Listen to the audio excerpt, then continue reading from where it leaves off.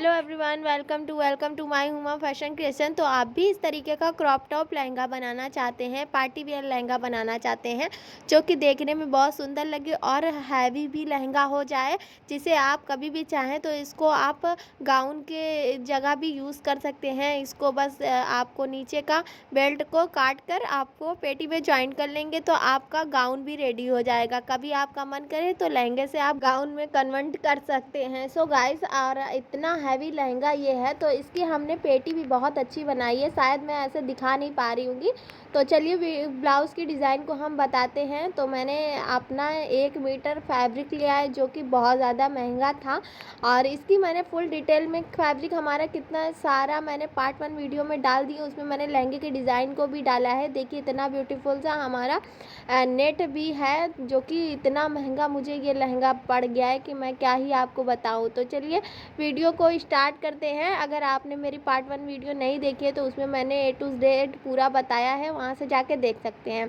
कपड़े को इस तरीके से डबल फोल्ड कर लिया है और 7 इंच पर अपने शोल्डर को निशान बनाया। फिर उसके बाद 7 इंच के मोहरे पे भी निशान बना कर इस तरीके से लाइनिंग ड्रॉ कर ली है।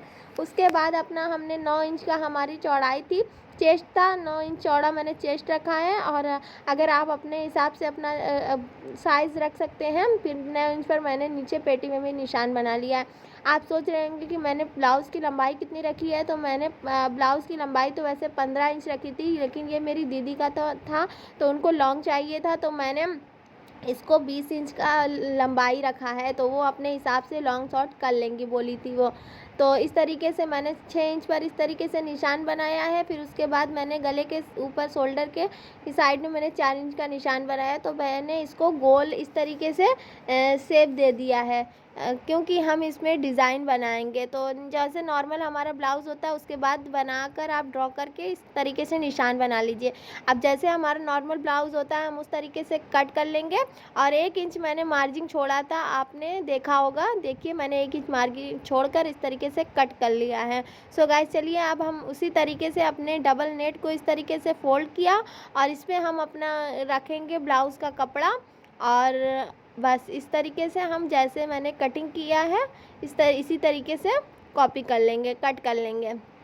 तो इस तरीके से मैंने 2 नेट कट की थी, क्योंकि हमें मेन फैब्रिक डायरेक्ट नहीं अस्तर पे लगाना था, तो हमें कलर थोड़ा डार्क करना था। तो मैंने नेट को डबल यूज़ किया। आप चाहे तो सिंगल यूज़ कर सकते हैं, आप चाहे तो नहीं भी यूज़ कर सकते हैं, कोई दिक्कत नहीं है।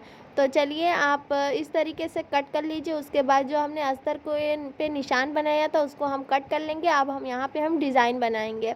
तो पहले हम इसी तरीके से जैसे हमने अस्तर को कट किया उस तरीके से मैंने इस तरीके से मेन फैब्रिक को भी कट कर लिया है। मैंने बहुत बड़ी गलती कर दी थी, क्योंकि मेरा मेन फैब्रिक वेस्ट हो गया था, तो मुझे अस्तर को रख के सिर्फ कट कर लेना था, तो मैंने बाद में कट कर लिया। आप ये गलती मत करिएगा। तो इस तरीके से कट कर लीजिए। उसके बाद आपने अपने आस्तीन के निशान में इस तरीके से 7 इंच मैंने चौड़ाई, 6 इंच का आगे का हिस्सा रखा था, जो कि इस तरीके से रखा, और 3 इंच यहाँ से छोड़ के मैंने इस तरीके से राउंड कर दिया। और 1 इंच पर मैंने मार्जिन छोड़ा और अपना स्लीव को मैंने कट कर लिया है। जैसे मैंने नॉर्मल स्लीव को कट किया है वैसे कर लेंगे। तो इस तरीके से आप कट कर लीजिए। उसके बाद हमने दिखाना है कि हमने कैसे ब्लाउज़ को रेडी किया है। तो वीडियो को आप बिना स्किप करे देखें। तो मैंने अस्तर पे जैसे कटिंग किए थे वैसे मैंने ड्रॉ कर लिया था नेट पे। तो हमने 2 इंच पे चौड़ाई, 3 इंच की लंबाई नेट पे इस तरीके से गला को हम कट कर लेंगे। तो अब चलिए हमने फ्रंट के हिस्से को, गले को थोड़ा सा डिप कर लिया है और जो निशान बनाया है और अभी उसमें कुछ नहीं करेंगे, पहले डबल नेट को रखेंगे। इस तरीके से हमने सिलाई कर लेंगे। इसी तरीके से डबल नेट इसको भी लेंगे, सिलाई कर लेंगे। तो चलिए दोनों पे मैंने सिलाई कर लिया। अब इसको फोल्ड करेंगे। फोल्ड करने के बाद जो हमने दूसरी नेट को भी हिस्से को फोल्ड किया था उसको भी इसी तरीके से हमने कर लिया था।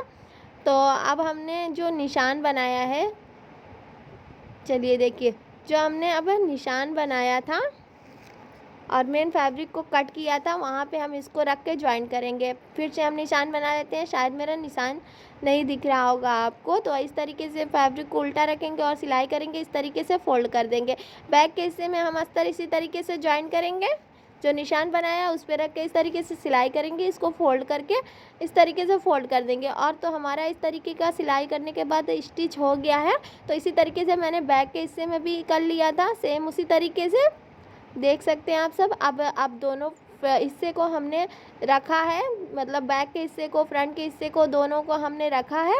अब हमने शोल्डर को ज्वाइन करना है। चलिए शोल्डर को हम ज्वाइन करते हैं। शोल्डर को हम कैसे ज्वाइन करेंगे, उससे पहले हम नीचे का हिस्सा जो हमारा है ये नेट वाला, तो इसको हम अस्तर को अलग करेंगे और इसको हम फोल्ड करेंगे नेट से इस तरीके से, और एक स्टिच ऊपर कर देंगे। तो दोनों को इसी तरीके से पेटी को हम रेडी करेंगे। देखिए हमारा रेडी हो गया है। अब हम करेंगे शोल्डर को अटैच। तो चलिए हमने शोल्डर को, नेट को, एक हिस्से को हमने नेट को इस तरीके से खोल लेना है और बीच में अपना नेट को रखना है, गले से एकदम मैच करना है और इस तरीके से एक स्टिच कर देना है। देखिए यहाँ पे हम एक स्टिच कर देंगे। तो इसी तरीके से दोनों शोल्डर को हम करेंगे। फिर से हम आपको एक बार बता देते हैं। पहले हमने अपने नेट को एक जो डबल रखा था उसको खोल लिया इस तरीके से, बीच में अपने एक हिस्से के नेट को रखा है डबल, और इस तरीके से इसको फोल्ड किया हमने। थोड़ी सी दिक्कत होगी बट हो जाएगा, कोई दिक्कत नहीं है। तो वीडियो को आप स्किप ना करें, तभी आप अच्छे से समझ पाएंगे। तो इस तरीके से मेरा ब्लाउज़ रेडी हो गया। अब हम इसमें स्लिप को अटैच करेंगे। देखिए हमारा कोई धागा ऊपर की साइड नहीं दिख रहा है, तो हमारी स्लिप को अब हम अटैच करेंगे इसमें। तो इस तरीके से मैंने अपनी स्लिप को रखेंगे और इसमें इस साइड जॉइंट कर देंगे। तो इसको हम पहले उल्टा कर लेंगे अपना मेन फैब्रिक को, और इस पे इस तरीके से सिलाई करते जाएंगे, घुमाते जाएंगे और सिलाई करते जाएंगे। ये हमारा जैसे नॉर्मल ब्लाउज सिलते हैं या स्लिप चढ़ाते हैं, लगाते हैं, उसी तरीके से लगा लेना है। दोनों साइड लगाने के बाद नीचे हम एक स्टिच कर देंगे। तो अब साइड में जितना हमने 1-1 इंच मार्जिंग छोड़ा था उसको हम स्टिच कर लेंगे। तो स्टिच करने के बाद एक साइड हम जिप लगाएंगे।